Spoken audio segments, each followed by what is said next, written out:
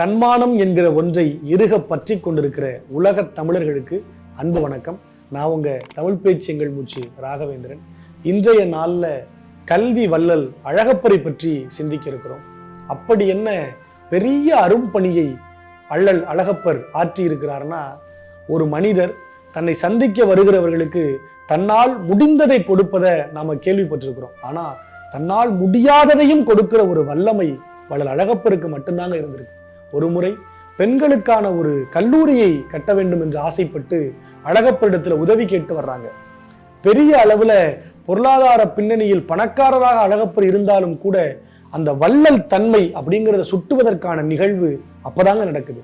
ஐயா, பெண்களுக்காக ஒரு கல்வி நிறுவனத்தை தொடங்கணும்னு ஆசைப்படுறோம், நீங்க உதவி பண்ணணும், எங்க தொடங்குறதுன்னு எங்களுக்கு தெரியலன்னு சொல்லி கைவிரித்து நின்ற அந்த பெரியவர்களை பார்த்து, ஐயா கொஞ்சம் காத்திருங்க அப்படின்னு வீட்டுக்குள் இருந்த அழகப்பர் வீட்டிலிருந்து வெளியே வந்து நின்று, இதோ என் வீடு இருக்கு, இந்த வீட்டை எடுத்துக்கங்க, இங்கேயே அந்த பெண்களுக்கான கல்வி நிறுவனத்தை தொடங்குங்கள்னு சொன்னார்னா, அழகப்பரினுடைய வள்ளல் தன்மைக்கு இதைவிட பெரிய சான்றை நாம சொல்ல முடியுமா என்ன?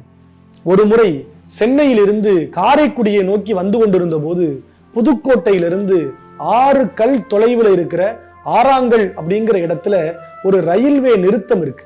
ரயில் கடப்பதற்காக ரயில்வே கேட் போடப்பட்டிருக்கிறது.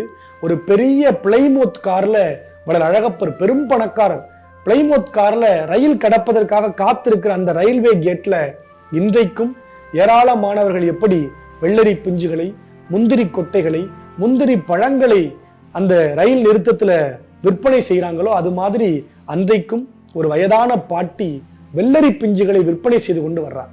அழகப்பரனுடைய கார் கண்ணாடியை இறக்கி அந்த வயதான பாட்டியினுடைய அந்த உழைப்பின் மகத்துவத்தை புரிந்து கொண்டு தன்னிடம் இருந்த 100 ரூபாய் தாளை எடுத்து அந்த வயதான பாட்டி இடத்துல கொடுக்கிறார். அந்த பாட்டி அந்த தாளை வாங்கி முன்னும் பின்னுமாக திருப்பி பார்த்து, ஐயா, என் வாழ்க்கையில இதுவரைக்கும் இப்படிப்பட்ட ஒரு 100 ரூபாய் தாளை நான் பார்த்ததே இல்லைங்கய்யான்னு சொல்லி அழகப்பரை வணங்குறார். உடனே அழகப்பர், இந்த பணத்தை பத்திரமா வச்சுக்கோங்கம்மா, எனக்கு வெள்ளரி பிஞ்செல்லாம் வேண்டான்னு சொல்றாரு. உடனே அந்த பாட்டி அந்த பணத்தை தன் சுருக்கு பையில முடிஞ்சு வச்சுக்கிட்டு பக்கத்துல மைதானத்துல விளையாடி கொண்டிருந்த சிறுவர்களை அழைச்சு தான் விற்பனை செய்வதற்காக கொண்டு வந்த வெள்ளரி பிஞ்சுகளை அந்த பிள்ளைகளுக்கு இனாமா கொடுக்கிறார். கார் கண்ணாடி வழியாக இதை பார்த்த அழகப்பருக்கு கோபம் வந்துருச்சு. உழைப்பதற்காக வந்த அந்த கிழவி பணத்தை பார்த்த உடனே உழைப்ப மறந்துட்டாளேன்னு கோபப்பட்டு அந்த வயதான பாட்டிய பக்கத்துல கூப்பிட்டு, ஏம்மா, உழைப்பதற்காகத்தானே வந்த, இப்படி இனாமா கொடுக்கலாமா அப்படின்னு கேட்டபோது அந்த பாட்டி சொன்ன பதில் வள்ளல் அழகப்பரினுடைய வள்ளல் தன்மைக்கு இன்னொரு சான்றுங்க. ஏயா, யாரு கையில இருந்து நான் வாங்கினேன்? ஓன் கையில இருந்து நான் வாங்கினையா, அந்த நொடியே எனக்கும் கொடுக்கணுங்கிற எண்ணம் வந்துருச்சுன்னு சொல்லி அந்த பாட்டி சொன்னான்னா, வள்ளல் அழகப்பரினுடைய வள்ளல் தன்மை அந்த அளவுக்கு உயர்ந்ததுங்க. இதையெல்லாம் விட மணி மகுடமாக வள்ளல் அழகப்பரின் வாழ்க்கையில் நடந்த ஒரு செய்தி என்ன தெரியுமா?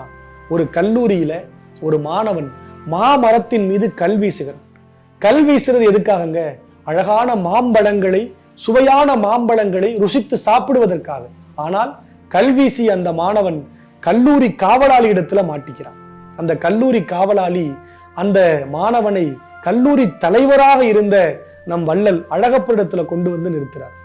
வள்ளல் அழகப்பரோ, ஏம்பா மாமரத்தை நோக்கி கல்வீசனன்னு கேட்டதுக்கு அந்த மாணவன் சிரித்து கொண்டே சொன்னான், இந்த வயசுல கல்வீசாம வேற எந்த வயசுல கல்வீச முடியும்? மாம்பழம் சாப்பிடணும்னு ஆசையா இருந்தது என்று அந்த மாணவன் சொல்றான். அந்த மாணவன் சொன்ன அந்த பதிலில் இருந்த உண்மையை புரிந்து கொண்ட அழகப்பர் அந்த பையனுக்கு தண்டனை கொடுக்கலங்க. தண்டனைக்கு பதிலாக ஒரு பெரிய பரிசையே கொடுத்தார். என்ன பரிசு தெரியுமா? தன் செயலாளரை அழைத்து, கல்லூரி வளாகம் முழுவதும் மாமரங்களை நட்டு வையுங்கள், அந்த மாமரங்களில் பூத்து குலுங்குகிற மாம்பழங்களை கல்லூரி மாணவர்களுக்கே உண்ண கொடுங்கள் என்கிற அற்புதமான ஒரு திட்டத்தை அறிமுகப்படுத்தினார். தண்டனைக்கு பதிலாக பெரும் பரிசு கொடுக்கிற அந்த வள்ளல் தன்மை யாருக்கு வரும்? வள்ளல் அழகப்பருக்கு மட்டும்தான் வரும்.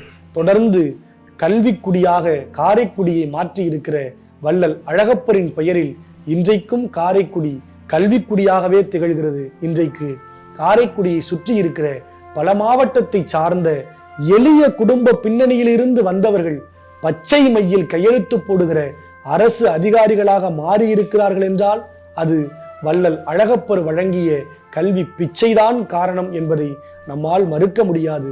அந்த அழகப்பரை பற்றி முடியரசனார் எழுதிய கவிதையோடு நிறைவு செய்கிறேன். அள்ளி அள்ளி வழங்குதற்கு கையை ஈந்தான், அழகாக பேசுதற்கு வாயை ஈந்தான், உள்ளமெனும் ஒரு பொருளை உரத்து கீந்தான், உடம்பினையும் கொடுநோய்க்கே ஈந்தான். அந்தோ வெள்ளமென வரும் நிதியும் வாழும் வீடும் வினை முயற்சி அத்தனையும் கொள்கை என கல்விக்கீந்தான். உள்ளதென ஒன்றில்லை அந்த போதும் உயிர் உள்ளதே கொள்கை என சாவுக்கு ஈந்தான்னு சொல்லி முடியரசனாரின் வரிகளின்படி சொல்ல வேண்டும் என்று சொன்னால், கொடுப்பதற்கு எதுவும் இல்லை என்ற சூழலிலும் கூட கொடுப்பதற்கு என் உயிர் இருக்கிறது என்று சாவுக்கு கொடுத்த வள்ளல் தான் வள்ளல் அழகப்பர் என்றால், வள்ளல் அழகப்பரிடமிருந்து மற்றவர்களுக்கு கொடுக்க வேண்டும் என்கிற மகத்தான பண்பை நாமும் கற்றுக்கொள்வோம்.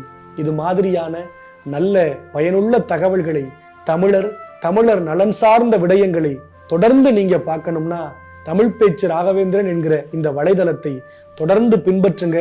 சப்ஸ்கிரைப் பண்ணுங்க, லைக் பண்ணுங்க, கமெண்ட் பண்ணுங்க, பக்கத்தில் இருக்கிற பெல் பட்டனை கிளிக் பண்ணுங்க. நன்றி.